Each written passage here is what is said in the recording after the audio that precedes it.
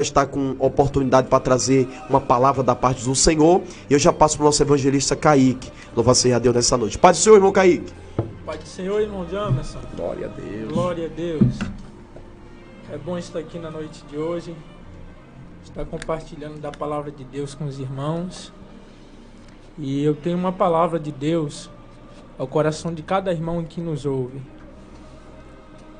2 Coríntios, capítulo de número 4, versículo de número 7. Está escrito assim: temos, porém, este tesouro em vasos de barro, para que a excelência do poder seja de Deus, e não de nós. Irmãos, esse texto é um texto que fala ao meu coração a todas as vezes que eu leio,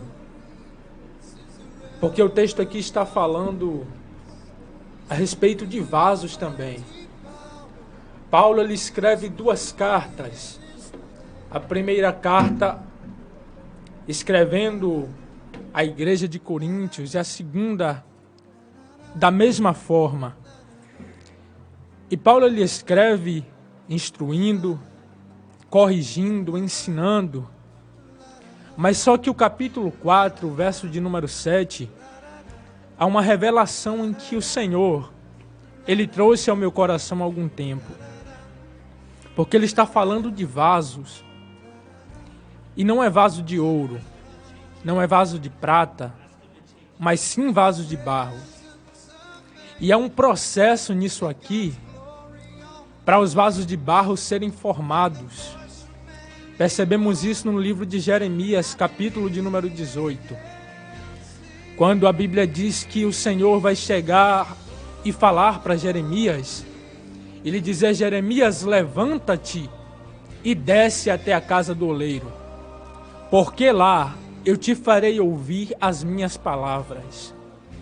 Jeremias, como um bom servo, ele desce até a casa do oleiro para ouvir aquilo que Deus tinha para falar com ele. E eu acredito que aquele dia foi um dia marcante para Jeremias, porque Deus chamou ele e deu ordem para ele descer, porque queria revelar algo para ele a respeito da nação, a respeito do povo. E quando Jeremias desce, eu penso Jeremias descendo e dizendo: o que é que Deus quer falar comigo hoje? E talvez você se encontre nessa situação, se perguntando o que é que Deus quer falar comigo hoje, ou pedindo para Deus falar com você. Então Jeremias ele desce, e quando ele chega próximo até a casa do oleiro, ele vai ver com seus próprios olhos o oleiro moldando a massa sobre as rodas. E quando ele percebe aquilo ali, pois as rodas naquele tempo existia um eixo no meio, uma pedra embaixo e uma pedra média em cima, que o oleiro se assentava e começava a movimentar a pedra de baixo com seu pé, e a pedra média em cima tinha um movimento. E o oleiro com suas mãos começava a trabalhar e moldar a massa sobre as rodas. Mas só que a massa aqui representa o povo, representava a nação. E quando Jeremias vê aquilo tudo, o oleiro moldando, o texto diz em que o vaso, a massa, começa a se desfazer. Mas só que o oleiro não vai jogar a massa fora. O oleiro vai reformar. O oleiro vai fazer de novo. E já que estava tratando da nação aqui, é uma lição, um aprendizado, e o que Deus estava mostrando para Jeremias é que ainda havia esperança, é que ainda havia jeito para a nação, ainda havia esperança para o povo. Porque Deus jamais irá desperdiçar. Deus jamais irá lançar o povo dele fora. Pelo contrário, Deus ele vai cuidar. Deus ele vai reformar. Deus ele vai curar. Deus ele vai trazer mudança e transformação. Porque esse é o Deus em que nós servimos. Um Deus em que reforma. Um Deus em que traz esperança. Um Deus em que traz esperança para as famílias. Um Deus em que traz esperança para os lares. Um Deus em que traz esperança para a vida dos jovens, para a vida das mulheres e todos, enfim. Deus é aquele quem traz esperança.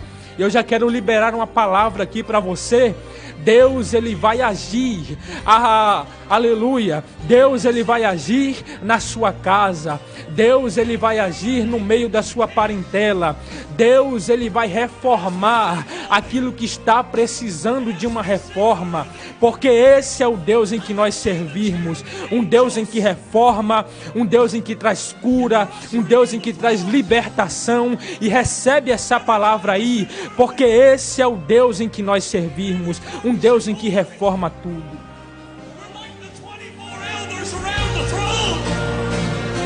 Então Deus ele moldou o vaso de novo. Mas só que o vaso ele tinha utilidades. O vaso ele não era formado e feito para ficar parado. E qual era a utilidade do vaso? O vaso ele servia para ser utilizado em azeite, para guardar azeite. E também para preservar a escritura. Todas as vezes em que o sacerdote precisava preservar uma escritura, uma história, ele ia comprar o vaso na olaria para colocar os pergaminhos dentro e preservar a história, preservar a escritura. Eu aprendi algo com isso aqui, quando Paulo ele estava dizendo: temos, porém, um tesouro precioso em vasos de barro, para que a excelência do poder seja de Deus e não de nós.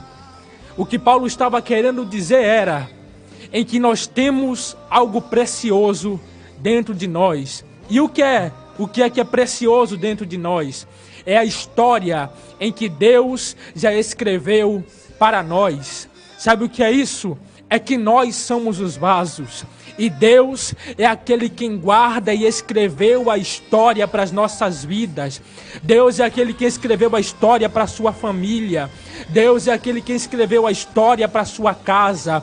Deus é aquele que escreveu a história para a vida do seu filho. A história já está escrita. E eu acredito em que o Senhor já escreveu a história com uma caneta de ouro e com a gota do seu sangue, para que não se apague.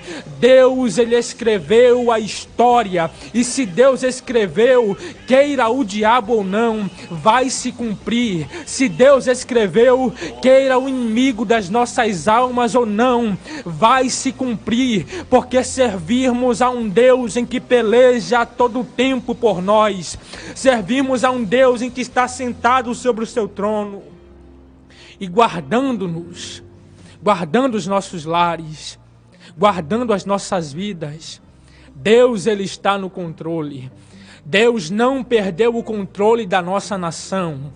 Deus não perdeu o controle da nossa família. Deus não perdeu o controle da sua vida.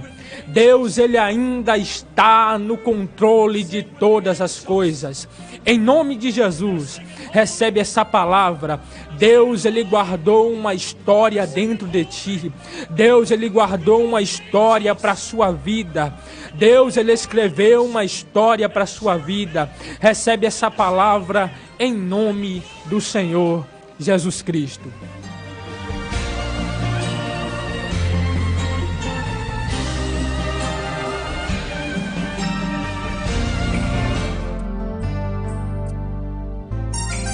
Glórias a Deus. São exatamente 22 horas e 40 minutos, não é? A palavra revelada do trono do Senhor para a tua vida aí, através do nosso evangelista Kaique, né? Já se encontra com a gente também aqui o nosso evangelista, né? Louvado seja Deus, nosso evangelista Radisson, que também vai trazer assim uma saudação da parte do nosso Senhor Jesus. Fica ligadinho aí, que eu já vou estar passando também a oportunidade para o nosso evangelista.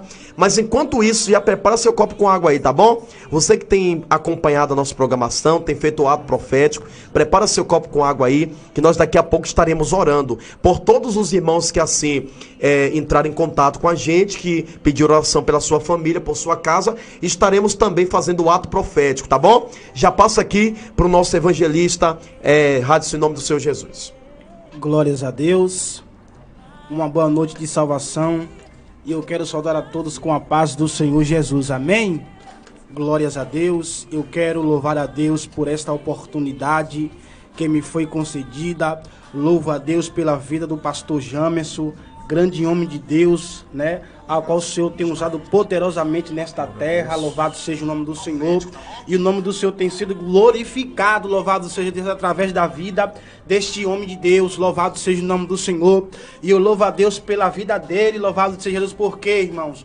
Porque é um instrumento nas mãos de Deus. Louvado seja Deus, ao qual o Senhor escolheu, ao qual o Senhor o levantou, ao qual o Senhor o chamou para fazer a boa obra. Louvado seja o nome do Senhor. E eu louvo a Deus pela vida dele, porque é um homem que tem, louvado seja Deus, os dons, aleluia, qual o Senhor o capacitou, o dom de ministrar, de pregar a palavra do Senhor, o dom de tocar. Deus deu privilégio a ele. Muitos queriam ter esse privilégio, louvado seja Deus, e não tem. E Deus agraciou a ele com esse dom espiritual. Amém, irmãos?